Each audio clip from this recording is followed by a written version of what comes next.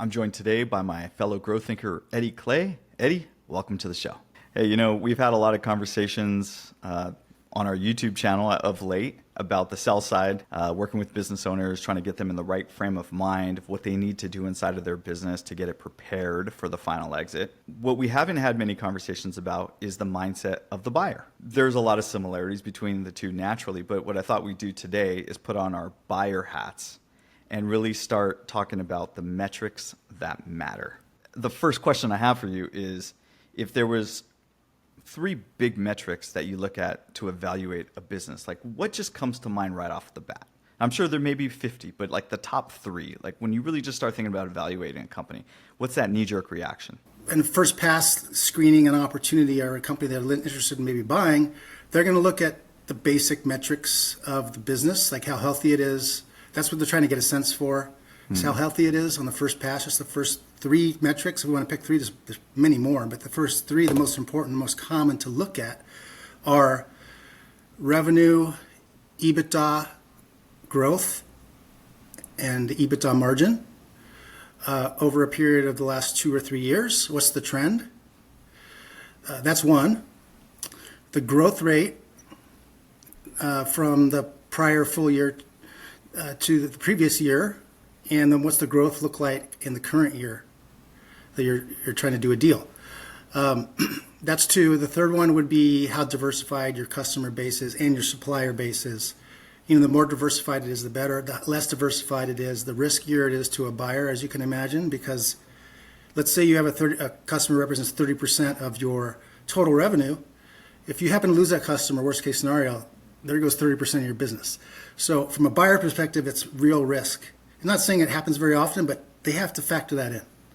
And so those are the 3 main, very common metrics they look at first, just to screen it, make sure it's healthy. So I want to unpack that a little bit. You talked about financial buyers, AKA private equity. There's strategic buyers, which could be your competitor or other people that want to own businesses like you. Most likely, they're going to buy your business 100%. We can talk about the different types of companies and the types of ownership that they acquire. But just as a first pass, which is interesting, by the way, that there's multiple passes. So you and the audience should know that what a first pass may just look and feel like, and it doesn't need to be terribly complicated. But some of the things you listed there were revenue, EBITDA margin, to kind of put that in one bucket.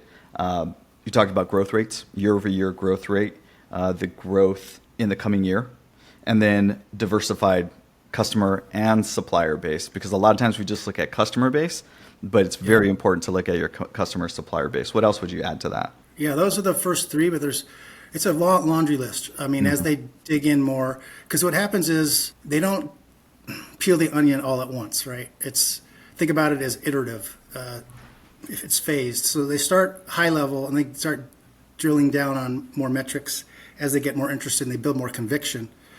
So, that's why there's this thing called a data room, because at some point you want to get the buyer to go in there and kick the tires of all the documents that they want to diligence before they decide if they want to put in an offer. But getting to that point, you have to pass a few screens, right? So that was the first pass screen. The other screens involve more detailed metrics about the business, like how capital intensive it is, for example. The more capital intensive it is, unless they're in the industry that you're in, it might be a challenge for them to get over the hump in terms of like building conviction to provide a premium offer if it's a very capital intensive business. The other thing they look at is how cyclical it is. It's kind of tied to it. How economically sensitive it is to the macroeconomic environment. That's a factor.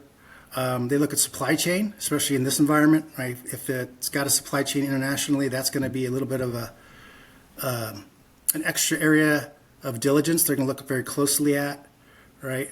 So those are some key elements. Of course, they're going to look at the management team, especially financial buyers, because financial buyers generally prefer to back the existing management team than replace them. Or what private equity doesn't do is they don't run the companies themselves. They don't have the time or the expertise, quite frankly. They're not management. So they do back management teams, which means they have to believe that it's a winning team, that it's a complete team and complementary and high quality. If there's holes in the management team, that will present a challenge because that translates to an extra cost to the buyer because once they buy it, they have to fill that position. So, those are just many examples of a very long laundry list of things. Yeah, no, it's good though to get the second pass because the second pass takes us a layer deeper, which is saying, hey, now we're going to kind of see how capital intensive. We're probably going to look at the P&L. We're definitely going to look at the management. We're going to look at the economic sensitivity. We're going to look at things that with maybe more of a granularity, and that's why the data room becomes important because you can put a lot of information in the data room, market research. You can put different things in that room. So when the potential buyer goes looking, they find it. I did have a follow-up question about, putting on your buyer hat here. How do you assess quality of earnings? So we're talking about revenue as just kind of this big bucket, but when you peel back the onion, as you were saying, and this is probably a second or third pass, when you're looking at the quality of earnings, like what do you look at? Yeah, I was just going to mention that was something I wanted to add to the list. They look at the revenue model. In today's day and age, and this has always been the case, but especially now so with technology and software, buyers, whether they're financial or strategic, they prefer predictable revenue versus having to go out and win the revenue every single time. So think of it as subscription revenue or reoccurring revenue from contracts or something. Those types of businesses get valued sometimes on a multiple of revenue instead of earnings. So think of a software as a service business that has, 90% of the revenue or 95% of the revenue plus is recurring subscription revenue from their software, right? Cloud. So that kind of feeds into what's the quality of the revenue, and the quality of the earnings kind of corresponds right along with that. The more recurring and subscription revenue there is, the higher the valuation is going to be. And the buyer needs to go into it knowing that there's competition. There's going to be other buyers in a lot of cases. So the buyer needs to kind of know going in what's the game here with this type of business revenue model. Okay, do you have to pay a multiple of revenue or multiple of EBITDA? What's the going rate? It can get pretty pricey, but that's the way these companies are valued when they have high ARR, which is recurring revenue. The subscription revenue, they're going to get valued higher than a business that doesn't have any recurring revenue, for example. So the quality of the earnings will also be looked at in terms of they get really granular. They'll even get to what's the trend for the largest customers over the years, what's the margin by customer, what's the turnover over the years for customers, et cetera. So they get real granular on that stuff. Yeah. As another example. As two analysts here on the line, we have torn apart spreadsheets like no one else over 20-something years. So I love tearing apart the numbers and looking at that, who's the largest customer and, the margin per largest customer. What would you say is the most overlooked metric? The most overlooked metric, well, that's a tricky question. It could be probably the CapEx issue doesn't really get addressed enough up front with business owners that are selling. If there's any type of CapEx, it's going to impact valuation. And it's, again, the buyers generally don't like high CapEx businesses unless they're in your industry. So, that's one that gets forgotten about until it gets brought up by the buyer. And the seller is like, well, I wasn't planning for that. And that's where an investment banker can help. If a company's looking to sell, it's always in their best interest to hire an expert like an investment banker like us to advise them on what to expect going in. Yeah. So they don't get bounced around like a pinball on they have no clue what to expect. Yeah. So I was looking for the most common from the buy side, the most common fill in the blank where they're like, man, we should have drilled down a little harder in the diligence process on this. I wish I would have asked this question more, or you know what I mean? Like pressed on this nerve a little bit more before we bought the deal. It's almost like the buyer regret. Where does the buyer get regret? CapEx is interesting because I do agree it's not discussed enough. Yeah, and a lot of businesses don't it's a moot point. They don't have CapEx. If they're not a manufacturing business, if they're not, buying a lot of new equipment for production lines and stuff like that, heavy equipment, then they're probably pretty light on the CapEx, which is, if it's a services business, for example, they probably don't have much CapEx, Sure. right? Yeah. And there's Or a lot of software service companies. businesses out there. Yeah. Yeah. So it just depends on the business model, what type of business it is. Yeah. Okay. So, there's a lot of trade-offs that buyers have to make because, this isn't a perfect world. And sometimes one thing's looking really good here, but maybe it's a trade-off for something else. So let's talk about two big trade-offs. One would be strong EBITDA. So has a really strong EBITDA, but maybe a low customer retention. As a buyer, how do you negotiate the realm of these trade-offs? Well, as a buyer, it just depends on what your business is doing. I mean, are you a strategic buyer? Let's assume you're a strategic buyer. Sure. How synergistic is the company going to be? And what's that worth to you over a period of time? The thing with strategic buyers that aren't owned by a financial buyer, a financial owner like a private equity group, they don't have to sell the company again once they buy it. Private equity does. So with a strategic buyer, they can capture synergies over a long period or indefinite period of time. So they can afford to pay more as a result. So that would be something I would look at closely there. Yeah. Yeah, because what other trade-offs have you seen, right? Like EBITDA maybe high, but it has like a low customer retention, or maybe there's really, high margins, but low, low lifetime value, or certain things like that. What are the trade-offs come to mind when you think about that? Well, I think a strategic buyer can help more with, the customer issues than with coming in. They would love to have the higher margins. They can work on the customer issues. But the higher margins, that takes more time and is not an overnight thing to change to higher margins. So they would prefer higher margin businesses and sacrifice customer issues. But again, that's going to come out in the wash with valuation.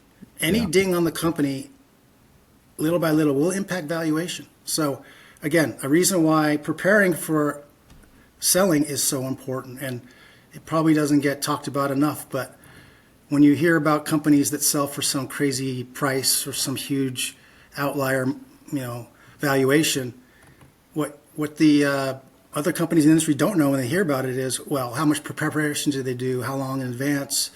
What's their profile look like when they were in the market to sell? What was the growth rate? I mean, all these margins, everything we just discussed, how good is it? How much did they prepare to get it to an optimal state before they got in front of buyers? Right. And so that's, again, where you need an advisor to really coach you up on that and provide direction. Yeah, it's like you're de-risking. You're constantly trying to de-risk the whole time. You're saying, how much actual risk am I really dealing with? That's why looking at things like revenue durability, like how stable and consistent is this revenue, the subscription revenue. When you see when you're analyzing a business and you see they had, let's say, a down year, one down year, maybe in the last 2 or 3 years, or maybe some outlier years, some massive growth, how does that factor into the financial story for you as a buyer? That's a good question. Buyers prefer steady, predictable growth. Okay, because there's this thing where, like, okay, there's a down year in the prior full year that the business was in, and now they're going to have an up year this year, that the year they're in market. But the buyer, from the buyer's point of view, you have to think, well, okay, they had a down year last year. How am I guaranteed that that's not the bottom, or that is the bottom? How do I know that it's not going to go down further? Like, they call it catching a falling knife. Like, if you're coming off a down year, That's great. you don't know how much further it's going to drop. So that is a real challenge for sellers, is if you have a down year in the last full fiscal year, that makes it harder to do a transaction in the next year. Even though you're growing, it still makes it hard because you have to prove it. You can't just say, well, we're going to grow this year, and then the buyer's going to say, okay, believe you. They want proof. Right. So they're going to do like a TTM analysis. Let's say you're halfway through the year, and they're going to do TTM analysis of your revenue, EBITDA, and growth. What's the growth rate look like? Is it matching what you said you're going to do? That's the one example. Yeah, no, that's a good point. I want to go back a step. We were talking about customer concentration. I kind of feel like it works its way into this down year because a lot of times when we see down years, there was something that had happened usually in customer or supplier concentration. Like we saw it with the pandemic. Maybe we're going to see it with the tariffs. When you see those red flags, like what other red flags come to mind? And when you think about customer concentration and down years, like if you put it all in a pot, right? And you're saying, I'm the buyer and I'm trying to assess the risk. Like how do you navigate those waters? Again, it's the nature of whatever your business model is and the synergies you can capture. Sometimes buyers will buy a company simply to get the customer accounts. That's a great point. Let's talk more about that. Let's talk more about the things that sometimes we may not even be looking at, and the buyers may see different values than maybe the seller sees. Yes, they're eliminating competition for one. They're also buying customers they maybe have tried to win over, but they haven't, and they like. Maybe there's a couple marquee customers in there they really like, and so they'll pay a premium for that. Again, a strategic buyer that's not backed by financial can pay more because they can capture those synergies over a long period of time. But I don't know if I answered your question correctly, but that's kind of at a high level what it's at. Yeah, no, that's great, and I love the fact that because it came up in that, which is sometimes the buyers are buying for different reasons than the sellers think they're buying it for.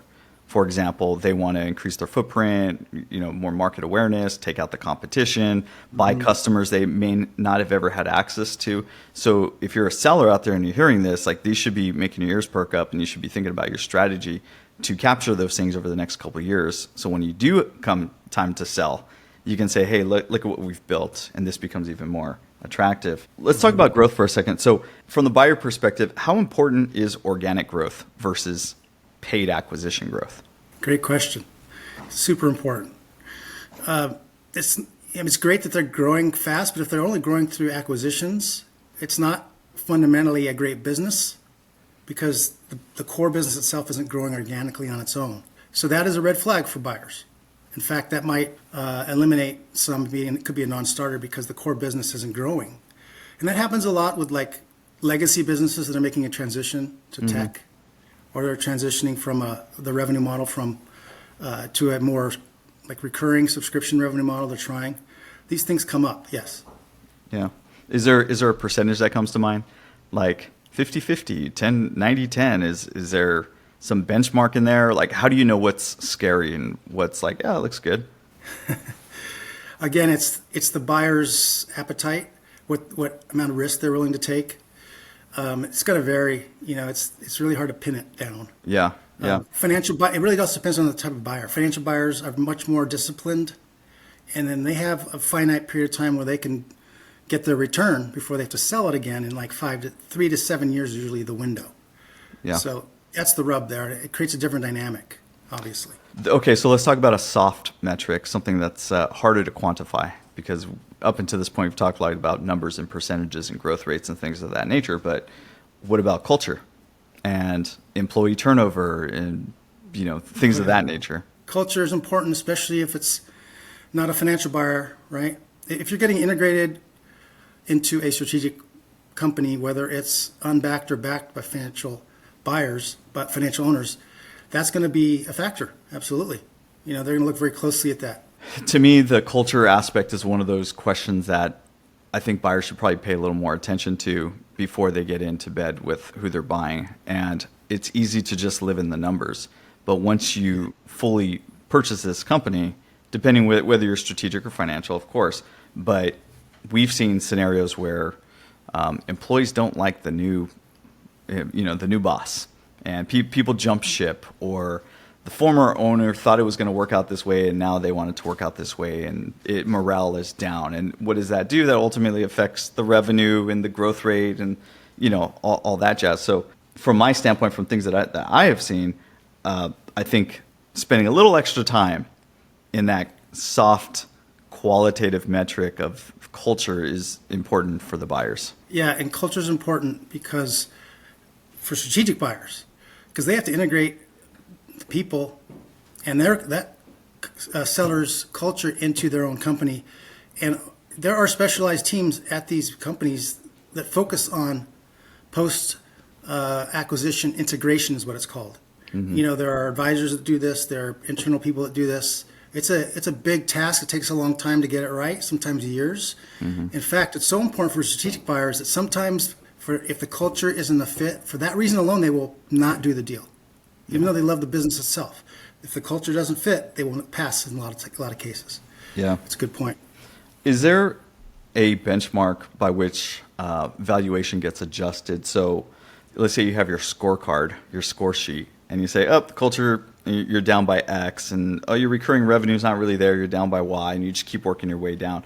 Are there any benchmarks, or do you think it's a buyer to buyer to buyer scenario where they have their own benchmarks and how they're going to discount the valuation based upon what they're not liking?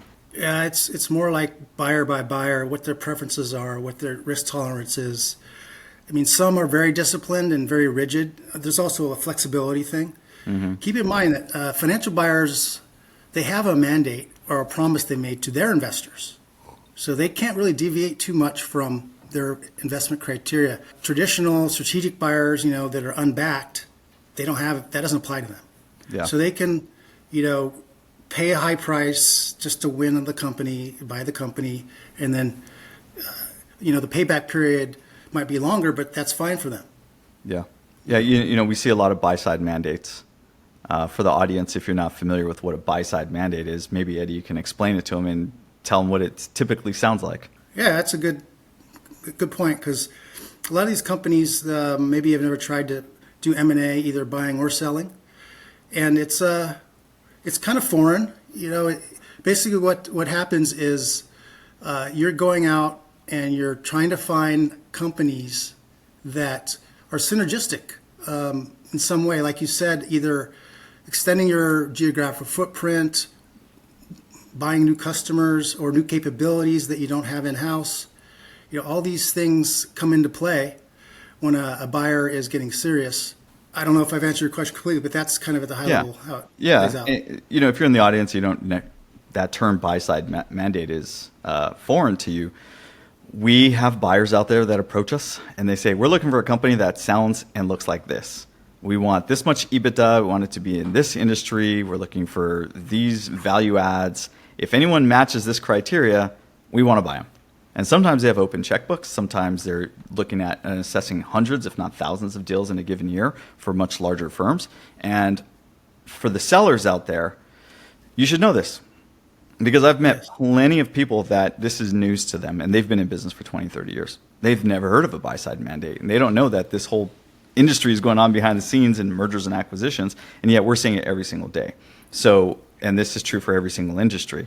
So a lot of times we're getting those types of buy-side mandates, and they're saying, hey, if you have a food manufacturing company that does 50 million top line and has 10 million EBITDA, and they've been around in this geography, we're looking to buy, and it's very specific criteria, and then we can go be actionable and try to make introductions in that arena. Buy-side is all about you're growing through acquisitions, right? So, there's going to be synergies. You're going to be looking for certain types of businesses, certain size companies. The other thing that buyers have to know up front is what type of deal structure they want to pay. Is it going to be an all or nothing thing, or do they want the seller to Great point. sell 70% and then retain 30% post-transaction and stay on and keep running the business? Or is there going to be a transition period? There are so many elements to this deal. It's very mind-blowing and overwhelming for a business owner that's never done it. Again, the other thing to keep in mind is on the buy side, our client, if we're the advisor, is actually the buyer, not the seller. What that means is the buyer would pay us if we bring them a company that they end up buying.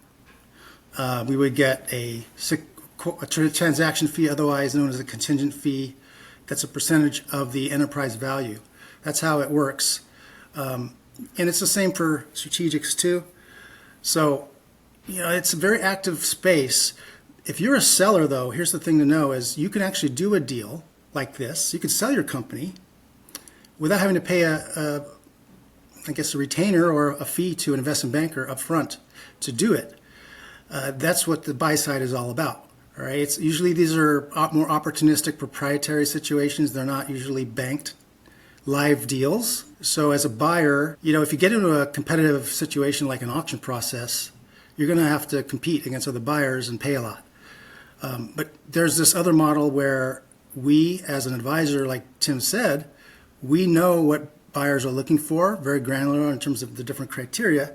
And so we'll keep them in mind, or we'll actually do proactive searches and get in front of business owners that fit their criteria, and then bring them, business owners that maybe want to talk opportunistically, might be open to doing a deal off market.